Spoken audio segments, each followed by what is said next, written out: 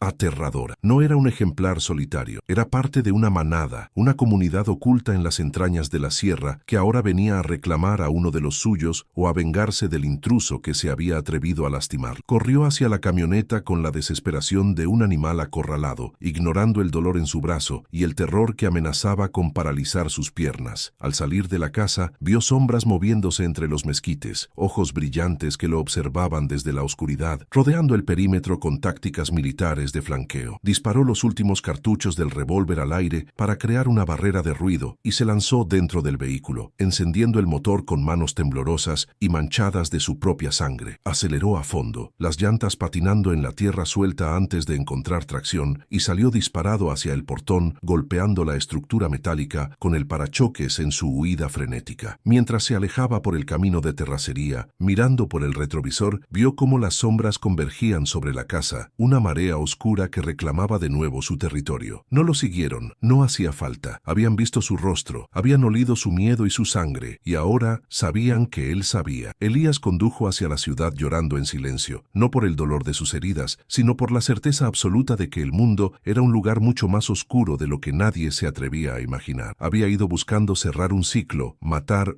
un fantasma del pasado, y en su lugar había descubierto una verdad viva, palpitante y expansiva. El horror no había terminado con su abuelo, apenas estaba comenzando a evolucionar, y él era ahora el único portador del diagnóstico final. ¿Te está gustando esta historia? Deja un like y suscríbete al canal. Ahora continuamos con el vídeo. De regreso en la seguridad engañosa de su departamento en la ciudad, bajo el zumbido constante y artificial del aire acondicionado, Elías terminó de vendar su brazo, herido con la misma meticulosidad con la que trataba a sus pacientes. La tela blanca se manchaba rápidamente con un suero amarillento, un recordatorio físico de que el veneno de la sierra ya corría por su sistema, no como una infección bacteriana, sino como una marca de propiedad. Se sentó frente a su escritorio, rodeado de libretas de campo y diagramas anatómicos, intentando poner en orden el caos mental que amenazaba con fracturar su cordura. La luz del amanecer comenzaba a filtrarse por las persianas, pintando rayas grises sobre el suelo, pero para Elías, el sol ya no traía calidez ni esperanza. Era simplemente un reflector que iluminaba un mundo que ahora sabía que estaba infestado. Un escenario donde la normalidad era solo una escenografía frágil a punto de derrumbarse ante la verdad depredadora. Elías comprendió, con una lucidez helada que le calaba los huesos, que lo que había visto en el rancho no era un monstruo mitológico, sino una abominación biológica creada o tolerada por la mano del hombre. Aquel tatuaje desvanecido en el brazo de la criatura y las cicatrices de cirugías antiguas no eran marcas tribales, eran códigos de inventario, pruebas de que la bestia había sido, en algún momento, un sujeto de prueba o un paciente. La idea de que el gobierno o alguna organización privada estuviera experimentando con cepas de rabia modificada o hibridación genética en las zonas rurales olvidadas de México le revolvía el estómago más que la propia violencia. No se enfrentaba a demonios del folclore, sino a los pecados de la ciencia moderna escondidos en la oscuridad geográfica, protegidos por el mismo silencio que su abuelo había defendido con sangre y fuego durante décadas. La figura de don Rogelio adquirió una nueva dimensión en la mente de Elías. Ya no era solo el patriarca duro y supersticioso, sino un guardián involuntario de un secreto de Estado, un hombre que quizás sabía que no estaba luchando contra el diablo, sino limpiando el desastre de otros. Elías escribió en su bitácora con trazos violentos, rasgando el papel con la punta del bolígrafo, documentando cada detalle anatómico que recordaba, la estructura ósea modificada, la dentición aberrante, la inteligencia táctica de la manada. Sentía la responsabilidad aplastante de dejar un registro tangible, algo que sobreviviera si él desaparecía, una autopsia escrita de una realidad que la sociedad civil se negaba a aceptar. A diferencia de su abuelo, que eligió quemar la evidencia, Elías decidió que la única forma de combatir esta plaga era exponiendo la infección a la luz, aunque eso significara firmar su propia sentencia de muerte. El aislamiento emocional de Elías se volvió absoluto. Ya no podía mirar a las personas en la calle sin preguntarse si ellas también ignoraban la fragilidad de su existencia, si sabían que a solo unos cientos de kilómetros, en los barrancos de Zacatecas, la cadena alimenticia se había invertido. Cada perro que ladraba en la distancia le provocaba taquicardia. Cada sombra en un callejón le parecía esconder una silueta encorvada y hambrienta. El trauma de la misión no se manifestaba en gritos o llanto, sino en una hipervigilancia paranoica, una tensión muscular constante que lo mantenía preparado para un ataque que podía venir de cualquier parte. Sabía que la manada no se quedaría en la sierra para siempre. Los depredadores se expanden cuando los recursos escasean, y las luces de la ciudad, lejos de ahuyentarlos, eventualmente los atraerían como polillas a una llama, buscando nuevas presas en la jungla de concreto. La escritura se convirtió en su confesión terminal, un testamento redactado por un hombre que se sabe marcado y perseguido por fuerzas que lo superan en número y ferocidad. Elías detalló las coordenadas exactas del rancho Las Ánimas, describió los patrones de caza y las debilidades fisiológicas que había observado, convirtiendo su diario en un manual de supervivencia para quien tuviera la desgracia de encontrarlo. No escribía para ser creído por las autoridades, cuya complicidad o incompetencia ya daba por sentada, sino para los otros, para los rancheros, los viajeros y los curiosos que, como él, pudieran sentir la llamada del abismo. Su letra se volvía más irregular a medida que avanzaba las páginas, reflejando el temblor de sus manos y la certeza creciente de que el tiempo se le estaba acabando, de que el reloj biológico de su propia vida estaba sincronizado con los aullidos que aún resonaban en su memoria. Elías sabía que la criatura que había sedado despertaría, o que sus compañeros la encontrarían, y que el rastro de su camioneta, el olor de su sangre y su miedo, los guiaría tarde o temprano hasta su puerta. No se hacía ilusiones de seguridad. Las cerraduras y las alarmas eran juguetes para seres que podían romper huesos como ramas secas y moverse con el sigilo del viento. La verdadera batalla ya no era física, sino de legado. Se trataba de asegurarse de que la información no muriera con él, de plantar una semilla de duda y alerta en la conciencia colectiva. Se sentía como un soldado en una trinchera abandonada, enviando el último mensaje mensaje por radio antes de que las líneas enemigas lo rebasaran, con la esperanza fútil de que alguien en algún lugar estuviera escuchando y preparara sus propias defensas. La advertencia que plasmaba en el papel iba más allá de la presencia de monstruos, era una denuncia sobre la naturaleza humana y su capacidad para crear horrores y luego mirar hacia otro lado. Elías reflexionaba sobre cómo el verdadero mal no era la bestia, que solo actuaba según su naturaleza depredadora, sino el silencio sistemático que permitía que estas atrocidades florecieran en los márgenes de la civilización. Se dio cuenta de que su abuelo había sido un cómplice por omisión, protegiendo a su familia, pero condenando al mundo al ocultar la verdad bajo capas de ceniza y olvido. Él no cometería el mismo error. Su grito sería silencioso, escrito en tinta y papel, pero resonaría más fuerte que cualquier disparo de escopeta si lograba llegar a las manos adecuadas antes de que fuera demasiado tarde. Mirando por la ventana hacia la calle amanecida, Elías vio un perro callejero cojeando por la acera, y por un segundo su mente le jugó una mala pasada, superponiendo la imagen de la bestia nahual sobre el animal inofensivo. Se frotó los ojos cansados, sabiendo que esa visión doble sería su compañera constante hasta el final de sus días, una cicatriz en su percepción de la realidad. Ya no pertenecía al mundo de los vivos despreocupados, había cruzado el umbral hacia el mundo de las sombras, y aunque su cuerpo estaba en la ciudad, su espíritu seguía atrapado en el patio del rancho, rodeado de cadáveres y olor a azufre. La guerra que comenzó en su infancia no había terminado, simplemente había cambiado de campo de batalla, trasladándose desde la tierra roja de Zacatecas hasta los laberintos grises de su propia psique, fracturada. Elías cerró el cuaderno con un golpe seco, un sonido definitivo que marcó el final de su testimonio y el comienzo de su espera armada. Colocó el revólver de su abuelo sobre la mesa, junto al diario, creando un altar improvisado a la violencia necesaria y a la verdad dolorosa. Sabía que no huiría más. Si venían por él, lo encontrarían despierto, con los ojos abiertos y el arma cargada, listo para cobrar un último precio en sangre antes de ser silenciado. No sentía miedo, solo una resignación pesada y una tristeza profunda por el mundo que dejaba atrás. Un mundo ciego que caminaba sonámbulo hacia las fauces de una oscuridad que se negaba a reconocer. Su vida ya no le pertenecía. Era una moneda de cambio gastada en una apuesta imposible contra el olvido. La atmósfera en la habitación se cargó de una quietud litúrgica, como si el aire mismo estuviera esperando el desenlace de una tragedia antigua. Elías se levantó y caminó hacia la puerta, verificando los cerrojos por última vez, no con la esperanza de que resistieran, sino como un ritual de despedida a las convenciones humanas de seguridad. Podía sentir, casi telepáticamente, la pulsación de la manada en la distancia, una red de mentes primitivas conectadas por el hambre y la furia, acercándose con la inevitabilidad de una tormenta. No necesitaba verlos para saber que ya estaban en camino, moviéndose a través de los desagües, los parques oscuros y los callejones vacíos, infiltrándose en la ciudad como un virus que busca su huésped final. Finalmente Elías se sentó de nuevo, tomó una pluma y escribió la última línea, su mano firme por primera vez en toda la noche. No era una despedida sentimental, ni una petición de perdón, era una sentencia, una profecía grabada en piedra para las generaciones futuras que inevitablemente tendrían que enfrentar lo que él no pudo detener. Entendió que su papel en esta historia no era el de héroe, sino el de mártir, el canario en la mina que deja de cantar para avisar que el aire es tóxico. Respiró hondo, llenando sus pulmones con el aire viciado del departamento, y aceptó su destino con la dignidad de quien ha mirado al abismo y no ha parpadeado, sabiendo que su silencio final sería el ruido más fuerte que jamás haría. La última frase quedó escrita en el centro de la página, negra y contundente como un epitafio, resumiendo la lección brutal que había aprendido a costa de su inocencia y su vida. Elías dejó la pluma, apagó la lámpara de escritorio y se quedó en la penumbra, esperando el sonido de garras en el pasillo, con la certeza absoluta de que la historia se repetiría una y otra vez en un ciclo eterno de sangre y encubrimiento. El mensaje para quien encontrara el cuaderno era claro, una advertencia que trascendía el tiempo y el espacio, un legado de terror que debía ser escuchado antes de que las sombras cubrieran todo el mapa. Lo que enterramos en la sierra no está muerto, solo está esperando a que dejemos de mirar para volver a cazar. ¿Qué estarías dispuesto a callar para proteger al mundo? Deja un corazón si crees que hay verdades que merecen ser contadas. Comenta, el bosque no olvida, si también sientes que el silencio puede ser un enemigo.